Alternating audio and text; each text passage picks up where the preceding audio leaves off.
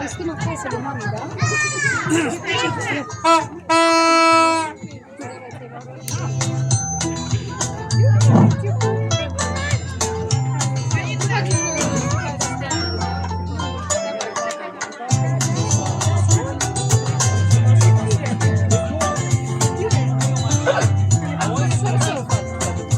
Scuze.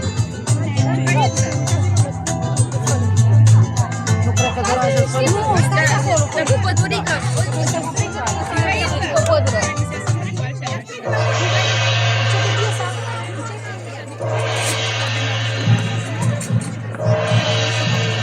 Asta că merge la școală.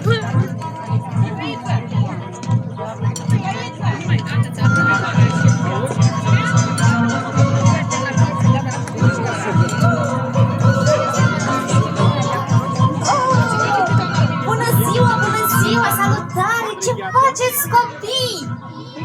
Bine. Voi știți cine sunt eu? Numele meu este Ilenuca și am venit astăzi la voi să vă zic povestea fetei babei și fetei moșneagului, exact. Dar înainte de a începe vreau să vă arăt căsuța în care locuiesc eu. Vreți să o vedeți? Da! Ia uitați! Și vă zic, copii, gospodăria e mare, trebuie să măturăm prin o gradă, să dăm de mâncare la găinușe, să calc, să spăl, să curăț. Și de dimineața până seara am o grămadă de treabă. De pildă, am fost de dimineață să iau apă proaspătă de izvor ca să avem pentru tot ce ne trebuie. Să ne o încălzim, să facem mâncare, să spălăm. Dar știți ce mă gândeam eu?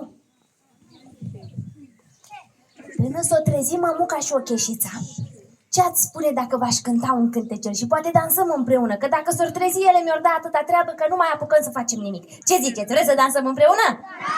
Haideți în picioare cu toții.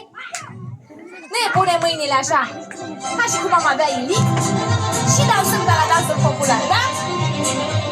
De când răsare soarele și când se iubesc zorile, în grabă eu m-am deșteptat, m-am iubenat și îmbrăcat, am făcut patul, n-am uitat și în casă ordine n-am lăsat. Drumul spre lung am apucat, de la izvor apă-am luat, că sora și cu mama mea strigă toată ziua să mă grăbesc și să-i dau zor, că vor dar apă de izvor. Ilenucă, Ilenucă, 1, 2, 3, ce-ai făcut când ai sculat? 1, 2, 3, n-ai făcut nici de mâncare, unde nu avem sarmare, nu e apă în ușoare, nici pe jos nu ai spălat, nici unda n-ai măturat. Nici nu știu ce să fac întâi, dar să-și mai pună pofta-n cur. Eu fac de toate cât pot eu, răspund cu bine, chiar de rău, nici când eu nu m-am supărat, chiar dacă tare m-au certat. Atenție!